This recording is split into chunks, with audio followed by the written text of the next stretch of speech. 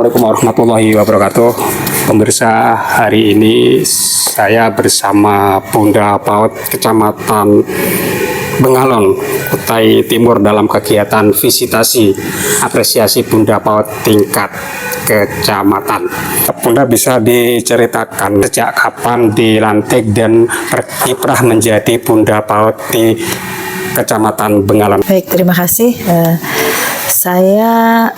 Saya histori dulu sebagai 2023 saya dilantik menjadi sekretaris camat Kecamatan Bengalon. Saya adalah seorang kepala sekolah 8 tahun di SD di Kecamatan Bengalon juga. Kemudian di tanggal 27 bulan 1 2023 saya dilantik sebagai sekretaris camat Bengalon. Nah, kebetulan Bapak Camat single parent, tidak memiliki istri. Nah, kemudian karena saya sebagai sekretaris, secara otomatis menurut aturan saya menjadi Bunda PAUD Kecamatan Bengalon. Tahun berapa itu? 2023. Jadi di tahun itu luar biasa perjuangan kami untuk memulai, karena hal baru pada saat itu, bagaimana kita bersama-sama bersinergi dengan desa-desa yang notabene desa-desa bermacam-macam karakter bunda-bunda PAUD-nya gitu. Tapi alhamdulillah berkat kesabaran, berkat kebersamaan, alhamdulillah kita bisa bersama-sama melaksanakan kegiatan MPLS. Memang di awalnya berkat juga bimbingan dari Pokja Bunda PAUD Kabupaten, juga Bunda PAUD Kabupaten, kita dibimbing terus untuk bagaimana bersama-sama dengan desa yang memang jauh jaraknya, supaya kita ini bisa sama-sama melaksanakan kegiatan tersebut, yang mana memang baru pertama kali mungkin waktu itu. Nah, Bapak Junaidi pada saat itu sebagai Kabid MPLS, Kabid PAUD PLS, Pendidikan Luar Sekolah Kabupaten Kutai Timur. Bahkan kami pernah sambil nge-zoom, Pak, untuk memberikan arahan bagaimana sih struktur organisasinya untuk di desa. Memang tidak mudah memberikan pemahaman gitu kan, tidak mudah memberikan pemahaman. Berkata tuh Pak, berdarah-darah kata orang, air mata tanpa darah, seperti itu. Tapi namanya saking kita itu bersinergi terus, kita terus menjalin terus komunikasi, alhamdulillah semuanya bisa terlaksana. Bahkan kami bisa menghadirkan 300 pokja dari 11 desa untuk dilantik Bapak Bupati di Kecamatan Bengalon. Itu tanpa dana dari kecamatan, Pak. Alhamdulillah dananya kerjasama dari desa-desa, dari CSR, KPC, PIK yang mensupport kegiatan kami. Itu memang pada saat itu kita kebingungan, anggaran Bunda PAUD ini di mana sih, kode rekeningnya di mana gitu. Bahkan di desa pun pada saat bertanya, ini gimana anggarannya, bagaimana? Nah, tapi alhamdulillahnya di tahun 2024 semua itu sudah berjalan dengan baik, dan ada beberapa desa yang sudah menganggarkan dari anggaran ADD seperti itu. Alhamdulillah. Itu sih sekilas Pak bentuk perjuangan yang sudah dilakukan. Nah, tetapi di tahun 2024 karena di Juli Pak Camatnya pensiun di Juni, di Juli muncullah PLT. Nah, PLT itu kan laki-laki, otomatis ada istri, dan beliaulah menjadi Bunda PAUD pada saat itu.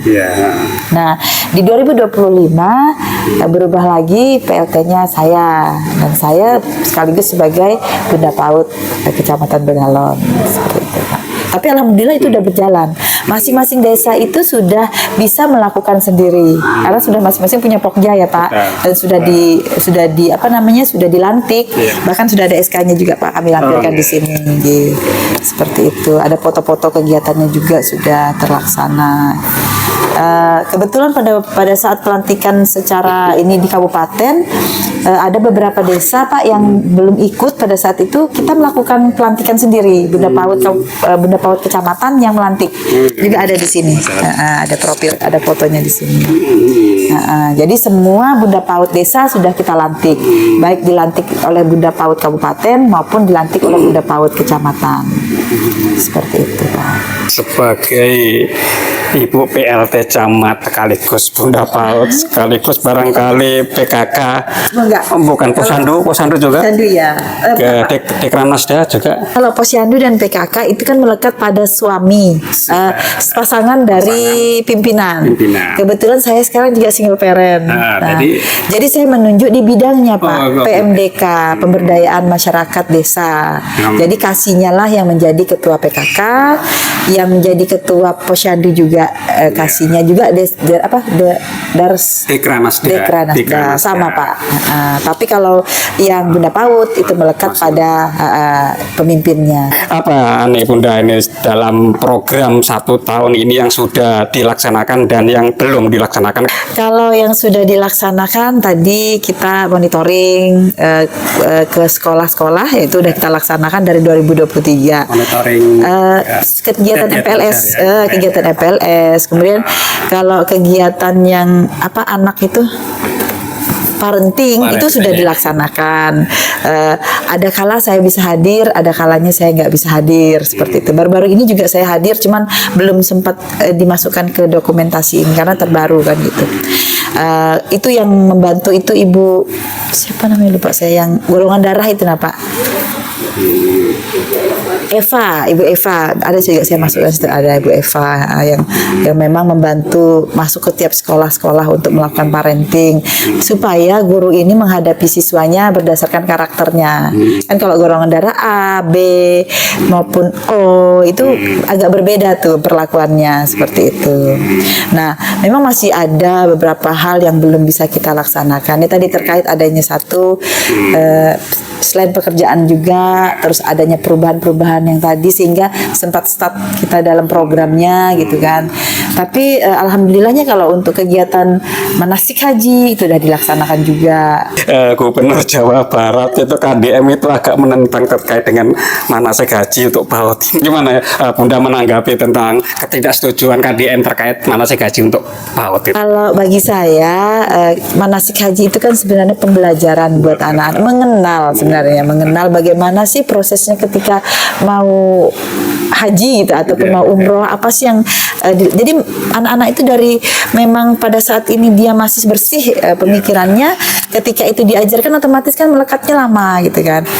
Bagi saya sebagai Bunda PAUD, saya merasa itu bagus gitu nah, karena hal-hal yang baik ketika sudah diajarkan ke anak-anak itu kan pasti mereka akan mengingat gitu. Nah, bagi kita yang muslim seperti itu kan, bagi saya sih itu betul-betul pembentukan karakter di segi keagamaan. Bagi saya sih saya setuju apa yang dilakukan untuk, tapi bagi Pak ADM mungkin beliau memiliki pemikiran yang lain atau pembiayaan yang tidak kalau pembiayaan kan kalau orang tuanya merasa tidak keberatan dan bagaimana kita berkolab dengan tadi pihak ketiga, insya Allah kan semua itu bisa kita atasi seperti itu.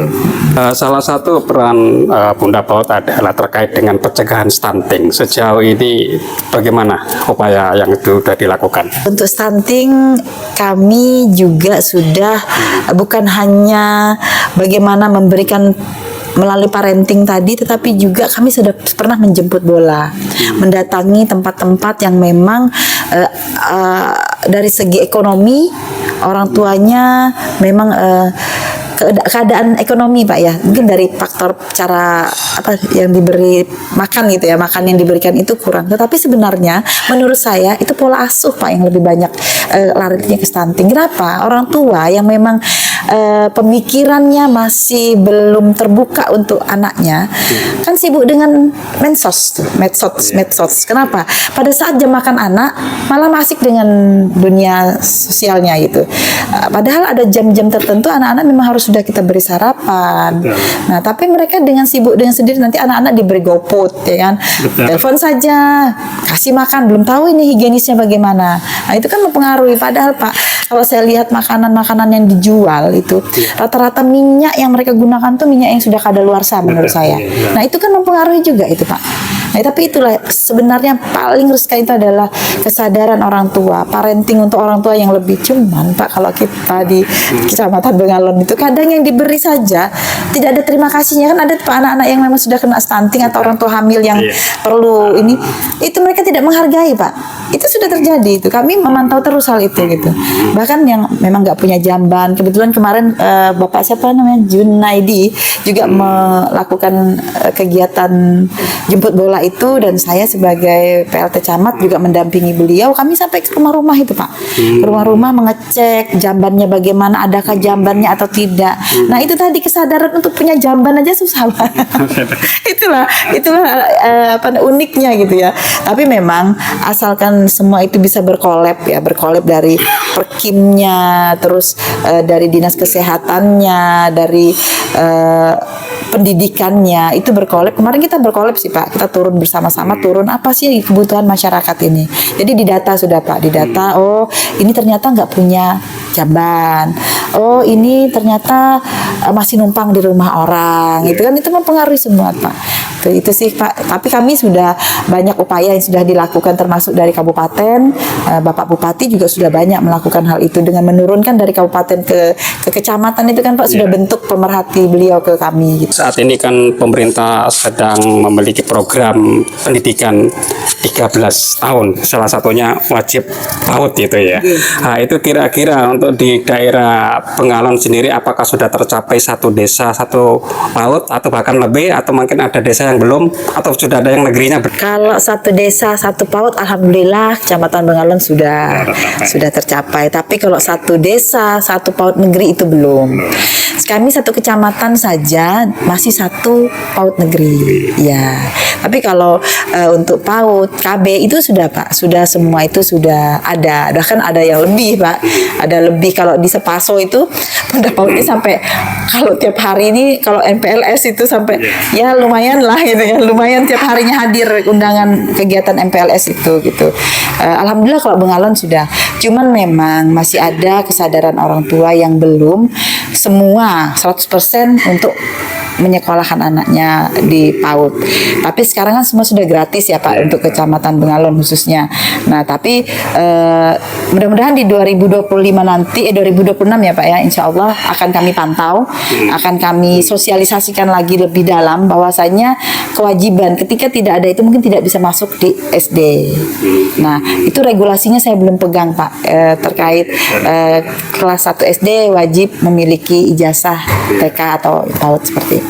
Selain pemantauan dalam hal MPL, ada kegiatan pemantauan lain ke satuan-satuan pendidikan terkait penerapan holistik integratif, penerapan 7 kebiasaan anak Indonesia hebat? Jujur kalau saya belum melaksanakan itu, tapi untuk desa itu sudah, Pak. Ada beberapa desa yang memang super aktif. Alhamdulillahnya desa Sepaso Timur itu selalu kegiatan apapun selalu memantau, dan saya hanya memantau melalui beliau gitu. Karena Bapak maklum dengan kondisi saya saat ini, beberapa jabatan saya memantaunya hanya melalui dari Bunda PAUD desa. Jadi saya, ini Bu kegiatan apa? Seperti ini. Oh ya, saya hanya mensupport mereka melalui itu, Pak. Kalau saya sendiri untuk terjunnya saya belum melakukan itu. Terkait mekanisme pemantauan ini, apakah Bunda cukup melihat media sosial yang mereka buat, hari ini kegiatan apa mereka posting, atau dalam bentuk laporan khusus bulanan? Kalau untuk laporan secara resmi belum ada, jujur. Nah, oleh karenanya ketika kami di visitasi ini kan saya sempat koordinasi dengan Ketua Pokja, Bapak Sugiri. Kebetulan beliau adalah Korwil, koordinator wilayah untuk Kecamatan Bengalan. Saya sampaikan bahwasanya pasti kita ini masih banyak kelemahan, tetapi kami akan mendengarkan, kami akan menyerap apa yang menjadi kekurangan kami di tahun ini dan tahun sebelumnya, dan insya Allah akan kami perbaiki di tahun berikutnya, supaya apa harapan-harapan untuk kegiatan PAUD ini bisa benar-benar bisa kami terapkan, kita bisa sampaikan ke seluruh PAUD yang ada di Kecamatan Bengalan. Bahkan teman-teman kemarin yang memang bagian dari kepengurusan Pokja itu, ayo Bun semangat, tolong kami diserap betul ilmunya, sampai seperti itu supaya kita ke depannya bisa memahami nih, oh begini sih caranya programnya, melaksanakan programnya PAUD. Nah gitu, itu sih yang pesan yang saya, karena memang kami belum maksimal. Makanya ketika saya ditunjuk, ya Allah ya nggak apa-apa, karena di sini kan tujuannya untuk perbaikan ke masa depan gitu. Bunda PAUD Cantolan sendiri sudah punya media sosialnya sendiri untuk dilihat oleh masyarakat. Kalau untuk khusus Bunda PAUD-nya belum. Tapi kalau saya posting ada di FB saya, FB saya sendiri. Tapi kalau untuk ini belum, ataupun YouTube-nya juga belum ada. Kalau YouTube lebih belum ada. Karena saya tipe orang sebenarnya yang kurang masih insecure Pak ketika itu diposting gitu. Kayaknya dikata orang lebay, kadang begitu kan. Padahal kesini-sininya saya menyadari itu hal penting. Setelah kami ada PPID, pejabat publikasi itu Pak. Nah di situ saya memahami, oh ternyata kita harus menyampaikan apa sih kegiatan kita setiap harinya.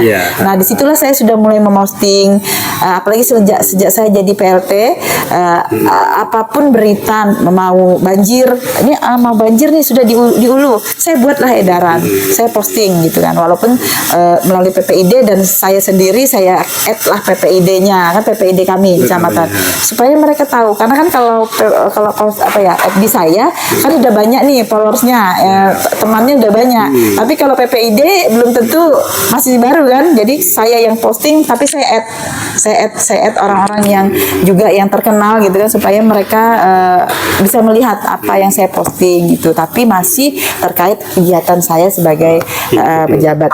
Kalau yang untuk kegiatan Bunda PAUD itu saya waktu itu nggak juga nge-add Pak, tapi tetap saya posting secara individu. Tapi untuk FB yang untuk Bunda PAUD belum ada, ataupun YouTube-nya belum ada. Belum ada. Ya kalau memang kedepannya itu memang harus kita lakukan, insya Allah akan kita buat hal itu. Untuk program kedepannya apa ini targetnya nih Bunda selama 1 tahun ke depan ini? Yang jelas saat ini kekurangan kami yang lalu itu pasti akan kita tato yang Bapak sampaikan tadi, berarti harus ada publikasi yang secara resmi ya kan. Yang kedua terkait parenting untuk orang tua, bahwasanya PAUD itu sangat penting bagi anak-anaknya. Karena apa, di situ mereka untuk bersosial. Karena kan kita tidak menekankan mereka untuk bisa calistung di PAUD, tapi bagaimana mereka bersosial, bagaimana mengenal karakter teman-temannya, supaya nanti ketika di SD tidak lagi menangis. Pada saat duduk ibunya harus di samping kan gitu. Biasanya di SD kan gitu Pak. Karena saya kebetulan kepala sekolah SD nih, saya tahu betul bagaimana orang tua rebutan tempat duduk kan gitu. Tetapi ketika dia sudah masuk di PAUD, dia sudah nggak bakal lagi berpikir untuk rebutan kursi, karena dia sudah matang gitu. Nah matang, apalagi kalau sampai 2 tahun mereka sudah di TK gitu kan. Nah yang hal-hal itulah yang perlu kita berikan pemahaman, karena memang pada saat saya menjabat kepala sekolah itu masih banyak di SD kami yang saya di Paso Timur itu, orang tua, Bu anak saya nggak TK boleh masuk nggak? Nah karena aturannya pada saat itu belum seperti ini, ya kita kan yang penting usia 6 tahun bersesuai dengan aturannya kita terima. Nah jadi di SD kami dulu itu 6 tahun kami terima Pak. Tetapi di SD yang di kota, ibaratnya tuh di pusatnya Sepaso itu dia 7 tahun baru bisa diterima. Karena saking banyaknya siswa yang mendaftar. Nah ujung-ujungnya larinya ke kami nanti itu.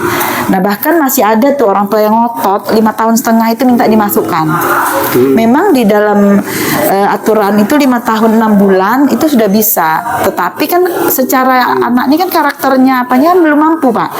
Anak itu pintar memang di awal, tapi nanti ketika udah semakin dewasanya dia akan kalah dengan teman-teman yang memang udah dewasa. Karena sudah pintar kan, membawa diri pintar seperti itu. Nah itulah yang mungkin lebih kita ini kan Pak ke depannya, pemahaman bahwasanya sekolah PAUD itu TK itu penting buat anak-anak. Nah karena namanya di kampung ya Pak, itu tadi saya sampaikan mereka keberatan kadang dengan baju yang bayar. Kalau di SD kan jelas nggak ada pembayaran tuh, tapi kalau di TK kan pasti ada, namanya swasta ya Pak ya. Nah jadi itu sih yang perlu diinikan. Tapi kalau dinas pendidikan atau pemerintah kabupaten itu Pak luar biasa sudah untuk mensupport kepada sekolah-sekolah bahwasanya tidak ada lagi pembiayaan, tetapi memang pasti namanya swasta pasti ada lah namanya biaya lainnya gitu kan. Nah disitulah kadang orang tua merasa keberatan kalau memang kondisinya memang ekonominya yang lagi lemah gitu. Baik, itu tadi pemirsa bincang-bincang saya dengan Bunda Permana Lestari selaku Bunda PAUD Kecamatan Pengalon Kutai Timur. Semoga bincang-bincang tadi bisa memberikan inspirasi dan manfaat bagi kita juga sebagai laporan kita dari Pokja Bunda PAUD Kaltim terkait dengan apresiasi Bunda PAUD tingkat kecamatan di Kalimantan Timur. Saya akhiri, selamat pagi, assalamualaikum warahmatullahi wabarakatuh. Waalaikumsalam. Ya, terima kasih.